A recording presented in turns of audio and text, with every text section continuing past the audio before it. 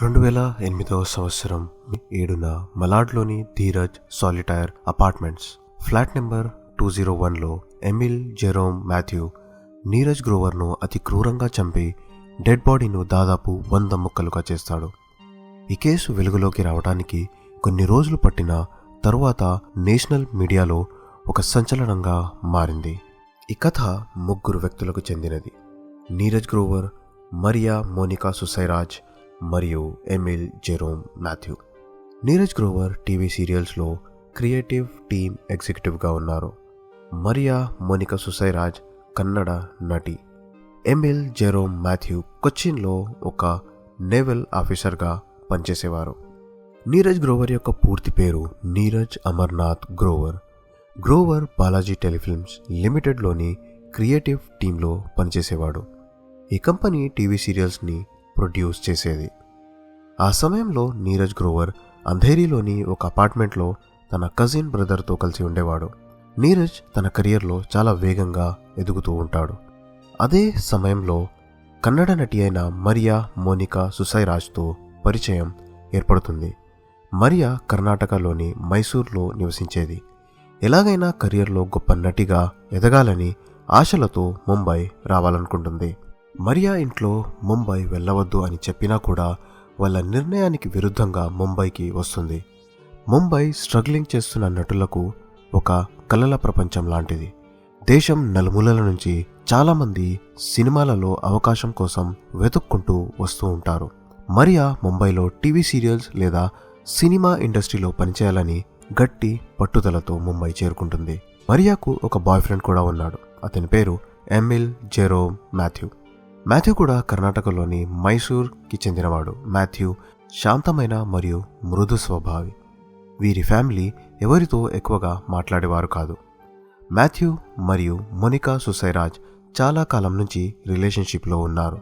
Long distance మరియు తమ కెరియర్ల మీద ఫోకస్ చేస్తూ ఉండడం కారణంగా వీరి రిలేషన్షిప్లో ఎక్కువగా ఇబ్బందులు వచ్చేవి. మాథ్యూ కొచ్చిలో ఒక నేవల్ ఆఫీసర్గా విధులు నిర్వర్తిస్తున్నాడు. మరియా మీద ప్రేమ కారణంగా ఈ రిలేషన్షిప్లో మాథ్యూ పొజెసివ్ మరియు సెన్సిటివ్గా ప్రవర్తించేవాడు. ఇకపై నేను చెప్పబోయే స్టోరీ మరియా సుసైరాజ్ స్వయంగా పోలీసులకు చెప్పారు.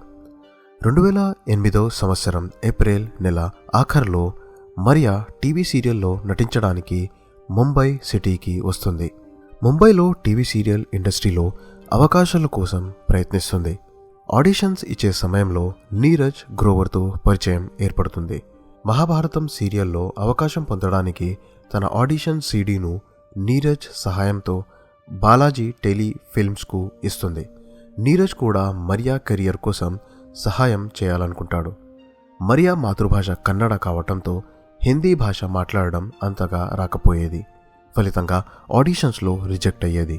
ఆడిషన్స్లో సెలెక్ట్ అవ్వకపోయినా తమ ఇద్దరి మధ్య మంచి పరిచయం ఏర్పడుతుంది. ఈ పరిచయం కాస్త మంచి స్నేహంగా మారుతుంది. ఇద్దరు నెంబర్లు మార్చుకుంటారు. కాల్స్ చేయడం, మెసేజెస్ చేయడం మొదలు పెడతారు. స్నేహం పెరగటం వల్ల ఇద్దరు ప్రతిరోజు కలుస్తూ ఉంటారు. వీరిద్దరి మధ్య స్నేహానికి మించిన రిలేషన్ ఉందని చూసిన వారికి తెలిసేది.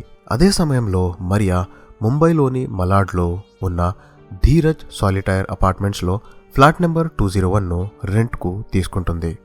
మే 6వ తేదీన రెంట్ తీసుకున్న ఫ్లాట్లో సామాన్ షిఫ్ట్ చేయడం కోసం మరియా షాపింగ్ చేస్తూ ఉంటుంది.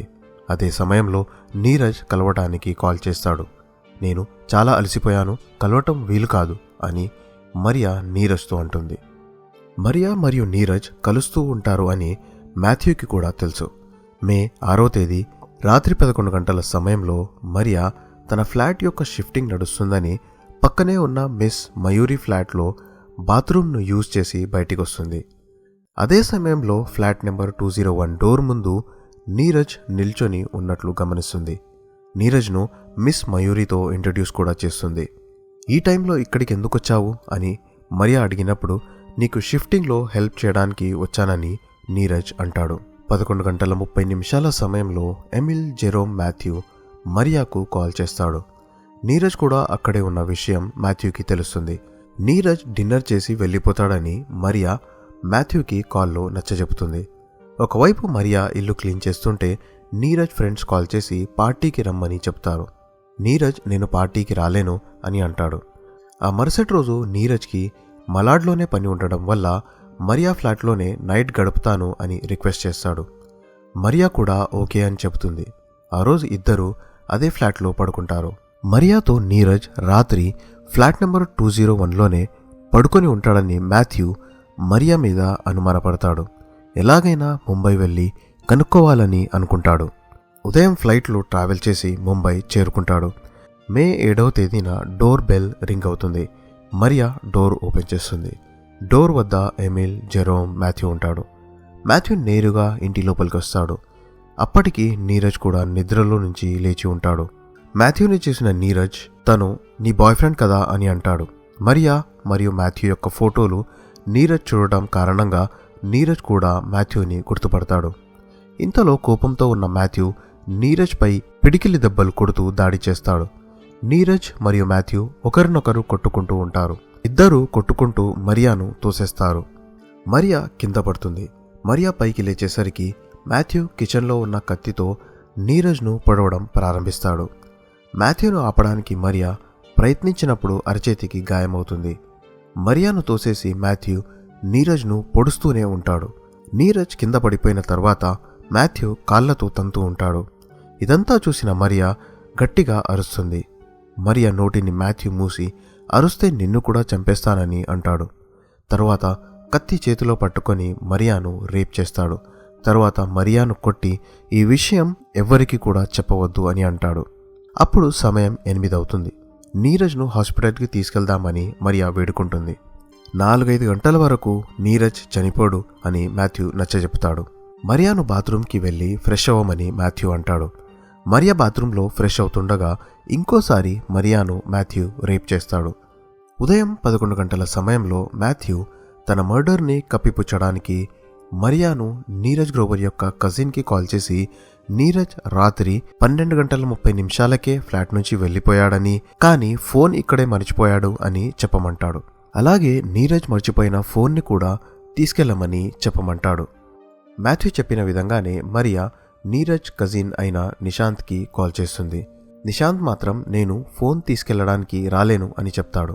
తర్వాత మాథ్యూ మరియాను మలాడ్లో ఉన్న హైపర్ సిటీ మాల్కి వెళ్ళి శవాన్ని తీసుకెళ్లడానికి కత్తి, రూమ్ ఫ్రెషనర్, పెద్ద సైజు బ్యాగ్లు మరియు కర్టెన్స్ని తీసుకురమ్మంటాడు. మరియా మాల్కి వెళ్ళిన తర్వాత నీరజ్ యొక్క శవాన్ని బాత్రూంలోకి ఈడ్చుకొని వెళ్తాడు. మరియా సామాన్ తీసుకొని ఇంటికి రాగానే బాత్రూమ్ లోపలికి పిలిచి రూమ్ షిఫ్టింగ్ కోసం తీసుకున్న సామాన్లను ఖాళీ చేసి పాలిథిన్ బ్యాగ్లను తీసుకొని రమ్మంటాడు. అలాగే హాల్లో ఉన్న రక్తపు మరకలను కూడా శుభ్రం చేయమని చెప్తాడు. ఈలోగా మాథ్యూ నీరజ్ యొక్క శవాన్ని చిన్న చిన్న ముక్కలుగా చేస్తాడు. కొన్ని న్యూస్ రిపోర్ట్స్ ప్రకారం 100కు పైగా నీరజ్ యొక్క శవం ముక్కలుగా చేయబడింది. శవాన్ని సిటీగా దూరం తీసుకెళ్లి పూడ్చిపెట్టాలని మాథ్యూ డిసైడ్ అవుతాడు. శవాన్ని తీసుకెళ్లడానికి మరియాను తన ఫ్రెండ్ సర్కిల్లో ఎవరికైనా కారు ఉంటే కనుక్కోమంటాడు.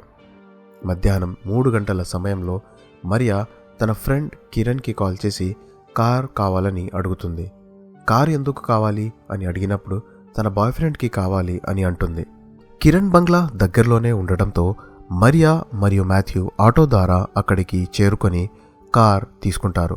ఇద్దరు లోఖండ్వాలా పెట్రోల్ బంక్ వద్ద కారులో పెట్రోల్ నింపుకోవడానికి ఆగుతారు. అదే సమయంలో మాథ్యూ ఒక ప్లాస్టిక్ క్యాన్లో 5 లీటర్ల పెట్రోల్ను తీసుకుంటాడు. ఇద్దరు ఫ్లాట్ నెంబర్ 201కి వెళ్ళి ముక్కలుగా చేసిన నీరజ్ గ్రోవర్ శవాన్ని మాల్ నుంచి తెచ్చిన బ్యాగులలో పెట్టి కింద ఉన్న కారులో షిఫ్ట్ చేస్తారు. సిటీ లోపల శవాన్ని కాల్చడం లేదా పూడ్చిపెట్టడం కష్టం కాబట్టి సిటీకి దూరంగా ఉన్న ప్రదేశానికి వెళ్లాలని నిర్ణయించుకుంటారు. మాథ్యూ మరియాను కార్ నడపమని చెప్తాడు. హైవే మీద నడుపుతూ 3 టోల్ గేట్లను క్రాస్ చేస్తారు. అదే సమయంలో హైవే మీద ఉన్న పెట్రోల్ బంక్ నుంచి ఇంకో క్యాన్లో పెట్రోల్ను మరియు లైటర్ను తీసుకుంటాడు. 3వ టోల్ గేట్ తర్వాత యూటర్న్ తీసుకుంటారు.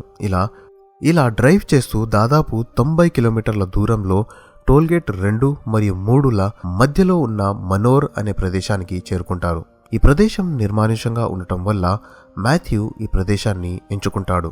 ఈ ప్రదేశానికి చేరుకునేసరికి సాయంత్రం 7 గంటల సమయం అవుతుంది. అన్ని బ్యాగులను బయటికి తీసి పెట్రోల్ పోసి తనతో పాటు తెచ్చిన లైటర్తో నిప్పు అంటిస్తాడు. శవం పూర్తిగా కాలిపోయింది అని తెలిసిన తర్వాత తిరిగి ఫ్లాట్ నెంబర్ 201కి బయలుదేరుతాడు. తిరిగి వచ్చే సమయంలో మాథ్యూ కారును నడుపుతాడు. రిటర్న్ వస్తున్న సమయంలో మ్యాట్రెస్ వాడికి కాల్ చేసి కొత్త మ్యాట్రెస్ కవర్ కావాలని మరియు పెయింట్ వేసేవాడికి కాల్ చేసి గోడలకు పెయింట్ వేయమని చెప్తాడు. మాథ్యూ తాను ముంబై నుంచి ఎంత త్వరగా అయితే అంత త్వరగా వెళ్ళిపోవాలని అనుకుంటాడు. కానీ వెళ్లే ముందు అన్ని సాక్ష్యాలు తుడిచిపెట్టాలని ప్రయత్నిస్తూ ఉంటాడు. 9:30 నిమిషాలకు ఇద్దరు ఫ్లాట్ నెంబర్ 201కి చేరుకుంటారు. మరియా చేతికి గాయం కావడం కారణంగా మాథ్యూ ఫ్లాట్ నెంబర్ 201లో ఉన్న రక్తం మరకలను క్లీన్ చేయడం మొదలు పెడతాడు. మరోవైపు నీరజ్ తల్లిదండ్రులు మరియు స్నేహితులు నీరజ్ గురించి వెతకటం మొదలు పెడతారు. రాత్రి 10:30 సమయంలో నీరజ్ కజిన్ నిశాంత్ మరియాకు కాల్ చేసి నీరజ్ గురించి అడుగుతాడు. మరియా తనకు ఏమీ తెలియదు, నీరజ్ ఫోన్ మాత్రం తన దగ్గర ఉంది అని చెప్తుంది. మరోవైపు నీరజ్ గ్రోవర్ తల్లి రోజు ఉదయం కాల్ చేసి నీరజ్తో మాట్లాడేది.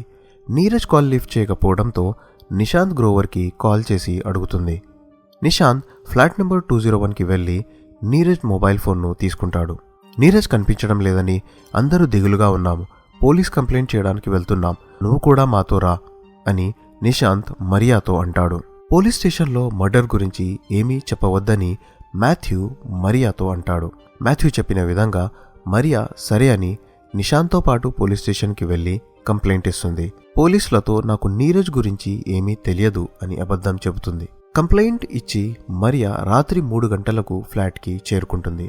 మరియాతో పాటు మాథ్యూ కూడా ఫ్లాట్లోనే ఉన్నాడని తెలుసుకున్న పోలీసులు మాథ్యూను కూడా పోలీస్ స్టేషన్కి వచ్చి స్టేట్మెంట్ ఇవ్వమని అడుగుతారు. ఆ మరుసటి రోజు అంటే 2008 మే 8వ తారీఖున రక్తపు మరకలతో ఉన్న కాళ్ళు తుడిచే మ్యాట్ను, ఇతర రక్తపు మరకలు ఉన్న వస్తువులను బయట పాడేయడానికి బయలుదేరుతారు. ఆ తర్వాత 8:30 సమయంలో ఫ్రెండ్ కిరణ్ వద్ద తీసుకున్న కారును తిరిగి ఇవ్వడానికి బయలుదేరుతారు. 9 గంటల సమయంలో పోలీస్ స్టేషన్కి వెళ్తారు. పోలీసుల విచారణలో జెరోమ్ మాథ్యూ తాను నేవల్ ట్రైనింగ్ కోసం ముంబై వచ్చానని స్టేట్మెంట్ ఇస్తాడు. మధ్యలో కాసేపు బ్రేక్ తీసుకొని తిరిగి సాయంత్రం పోలీస్ స్టేషన్కి వెళ్తారు. పోలీస్ స్టేషన్లో పని ముగించుకొని మాథ్యూ తిరిగి ఫ్లైట్ ద్వారా కొచ్చిన్కి వెళ్ళిపోతాడు. మరియా మరియు నీరజ్కి చాలా దగ్గరి సంబంధం ఉండడంతో పోలీసులు మరియాను విచారిస్తూనే ఉంటారు. ఆ మరుసటి రోజు మధ్యాహ్నం వరకు మరియా స్టేషన్లోనే ఉంటుంది. మరియా తన పరిస్థితిని తన కుటుంబ సభ్యులకు తెలియజేస్తుంది. తన కుటుంబ సభ్యులు కూడా ముంబై చేరుకుంటారు. మర్డర్ ఎవరు చేశారు, ఎలా చేశారు మరియు ఎందుకు చేశారు అనే విషయాలు తెలిసి కూడా మరియా ఎవ్వరికీ ఏమీ చెప్పలేదు. మాథ్యూ ఎవ్వరికీ మర్డర్ గురించి చెప్పవద్దు అని రోజు కాల్ చేసినప్పుడల్లా బెదిరించేవాడు. ఎవరికైనా చెబితే చంపేస్తా అని అనేవాడు. మిస్సింగ్ కంప్లైంట్ ఇచ్చిన తర్వాత ఎలాంటి పురోగతి కేసులో కనిపించకపోవటం మరియు ఆధారాలను సరిగా పరిగణలోకి తీసుకోకపోవటంతో నీరజ్ గ్రోవర్ తండ్రి అమర్నాథ్ గ్రోవర్ అప్పటి జాయింట్ కమిషనర్ రాకేష్తో కలిసి తన బాధ చెప్పుకుంటారు. రాకేష్ క్రైమ్ బ్రాంచ్ను కూడా ఈ కేసును ఇన్వెస్టిగేషన్ చేయమని ఆర్డర్ చేస్తాడు. ఇలా పోలీస్ ఇన్వెస్టిగేషన్ మరియు క్రైమ్ బ్రాంచ్ ఇన్వెస్టిగేషన్ ఈ కేసులో మొదలవుతుంది. పోలీసులు మరియా స్టేట్మెంట్స్ వెరిఫై చేసిన తర్వాత ఎక్కువగా అనుమానం మరియాపైనే చేస్తారు. ఈ అనుమానపరిచే విషయాలలో మొదటిది, పోలీసులు Neeraj Grover call records check చేసినప్పుడు మే 6వ తేదీ నుంచి 7వ తేదీ వరకు నీరజ్ మరియు మరియా ఒకే దగ్గర ఉన్నారని సెల్ టవర్ ద్వారా తెలుస్తుంది. మే 7వ తేదీన జెరోమ్ మాథ్యూ ఫ్లాట్కి రాకముందే నీరజ్ తన ఫోన్ నుంచి ఒక బిజినెస్ కార్డ్ అంటే ఒక మెసేజ్ను తన ఫ్రెండ్ ఫోన్కి పంపుతాడు. ఇలా కాల్ రికార్డ్స్ ఆధారంగా మరియా మరియు నీరజ్ ఒకే దగ్గర కలిసి ఉన్నారని తెలుస్తుంది. మరియా బిల్డింగ్ వాచ్మెన్ను విచారించినప్పుడు మరియా మరియు ఇంకో వ్యక్తి పెద్ద పెద్ద బ్యాగులను కారులో పెట్టడం తను చూశానని చెప్తాడు. విచారణలో నీరజ్ మిస్ అయిన రోజు నువ్వెక్కడున్నావు అని మరియాతో పోలీసులు అడగగా జెరోమ్ మాథ్యూతో కలిసి ముంబైలో కారులో తిరిగామని చెప్తుంది. కారు ఎవరిది అని అడిగినప్పుడు జెరోమ్ మాథ్యూ యొక్క ఫ్రెండ్ మరియు నేవల్ ఆఫీసర్ అయిన జితేష్ది అని చెబుతుంది. తర్వాత మరియా జితేష్కి నీ కారు మేము తీసుకున్నట్లు అబద్ధపు సాక్ష్యం చెప్పమంటుంది. దానికి జితేష్ నిరాకరిస్తాడు. పోలీసులు మాథ్యూ యొక్క ఫ్రెండ్ జితేష్ని విచారించినప్పుడు మరియా జితేష్ వద్ద కారు తీసుకోలేదు అన్న విషయం తెలుస్తుంది. మే 7వ తేదీ రోజు సాయంత్రం నీరజ్ బాడీని తగలబెట్టడానికి వెళ్తున్నప్పుడు నీరజ్ మొబైల్కి ఒక కాల్ వస్తుంది. మరియా పొరపాటున కాల్ లిఫ్ట్ చేస్తుంది మరియు వెంటనే కాల్ కట్ చేస్తుంది. అయినా పోలీసులు ఆ లొకేషన్ను ట్రాక్ చేస్తారు. మరియా ముందు ఇచ్చిన స్టేట్మెంట్ ప్రకారం తన ఫ్రెండ్తో ముంబైలో తిరుగుతూ ఉంది. కానీ పోలీసులు ట్రేస్ చేసిన లొకేషన్ ప్రకారం ముంబై నుంచి చాలా దూరంలో ఉంది. ఇలా నీరజ్ మిస్ అయిన రోజు మరియా ముంబైలోనే లేదని తెలుస్తుంది. ఇలా ఒకటి తర్వాత మరొకటి మరియా ఇచ్చిన అన్ని స్టేట్మెంట్స్ తప్పని తెలుస్తుంది. ఇన్వెస్టిగేషన్ సమయంలో క్రైమ్ బ్రాంచ్ గమనించిన ఇంకొక విషయం ఏమిటంటే మే 7వ తేదీ నుంచి అరెస్ట్ అవ్వనంత వరకు జెరోమ్ మాథ్యూ దాదాపు 1000 సార్లు మరియాకు కాల్ చేస్తాడు. ఇన్నిసార్లు కాల్ చేసుకోవటం వల్ల పోలీసులకి అనుమానం ఇంకా పెరుగుతుంది. మొదట 201 ఫ్లాట్ను తనిఖీ చేసినప్పుడు కొత్తగా పెయింట్స్ వేయటాన్ని, బెడ్షీట్ మరియు మ్యాట్రెస్ కవర్లు కొత్తగా ఉండటాన్ని చూసి పోలీసులకు ఎలాంటి అనుమానం కలగలేదు. క్రైమ్ బ్రాంచ్ వచ్చి ఇన్వెస్టిగేషన్ చేసినప్పుడు ఒక్క గోడకే మాత్రం పెయింట్ ఎందుకు వేశారు మరియు రక్తపు మరకలు ఎక్కడెక్కడ ఉన్నాయో అనే కోణంలో కూడా విచారించారు. అన్ని కోణాలలో పరిశీలించినప్పుడు మరియాకి మరియు నీరజ్ మిస్సింగ్కి సంబంధం ఉందని తెలుస్తుంది. ఇదంతా గమనించిన మరియా చివరికి నీరజ్ను మాథ్యూ మర్డర్ చేసిన సంగతి ఒప్పుకుంటుంది. నీరజ్ను కాల్చి చంపిన ప్రదేశమైన మనోర్కి మరియా పోలీసులను తీసుకెళ్తుంది. అక్కడి నుంచి నీరజ్ శవం యొక్క కొన్ని ముక్కలు మరియు నీరజ్ ధరించిన కొన్ని వస్తువులను పోలీసులు సేకరిస్తారు. మరియా మరియు జెరోమ్ మాథ్యూ ఇద్దరిని పోలీసులు అరెస్ట్ చేస్తుంది. అన్ని సాక్ష్యాలను పరిగణలోకి తీసుకున్న తర్వాత మరియా నీరజ్ను మర్డర్ చేయలేదని తెలుస్తుంది. కానీ సాక్ష్యాలను తారుమారు చేయడంలో, నీరజ్ బాడీను కాల్చడంలో సహాయం చేసినందుకు ఎవిడెన్స్ డిస్ట్రక్షన్ కింద 3 సంవత్సరాల శిక్షను విధించారు. కోర్టు తీర్పు ఇచ్చే సమయానికి మరియా ఆల్రెడీ 3 సంవత్సరాలు జైల్లో ఉంది. కాబట్టి తీర్పు వచ్చిన మరుసటి రోజే మరియా జైలు నుంచి రిలీజ్ అయింది. జెరోమ్ మాథ్యూ కోపంలో నీరజ్ మర్డర్ చేశాడు. ఇది ముందే అనుకుని చేసిన మర్డర్ కాదు అని కోర్టు నమ్మింది. జెరోమ్ మాథ్యూకి కోర్టు 10 సంవత్సరాల శిక్షను విధించింది. నీరజ్ తండ్రి మాత్రం ఈ తీర్పుతో నిరాశ చెందాడు. ఈ శిక్ష చాలా తక్కువ అని, పైకోర్టుకు వెళ్లే స్తోమత కూడా తన వద్ద లేదని తన బాధను వ్యక్తం చేశాడు. తొందరపాటుతో చేసిన తప్పు 3 జీవితాలను నాశనం చేసింది. మన చుట్టూ మర్డర్స్కి సంబంధించిన క్రైమ్స్ జరుగుతూ ఉంటాయి. ఈ మర్డర్స్ న్యూస్ ఛానల్స్లో కూడా చూపిస్తారు. కానీ మర్డర్ తర్వాత క్రైమ్ను కప్పిపుచ్చడానికి చేసే ప్రయత్నాలే కేసులను స్పెషల్గా మారుస్తాయి. నీరజ్ గ్రోవర్ కేసు కూడా ఒక స్పెషల్ కేస్ అని చెప్పవచ్చు. ఇది ఇవాల్టి story. Thank you for watching.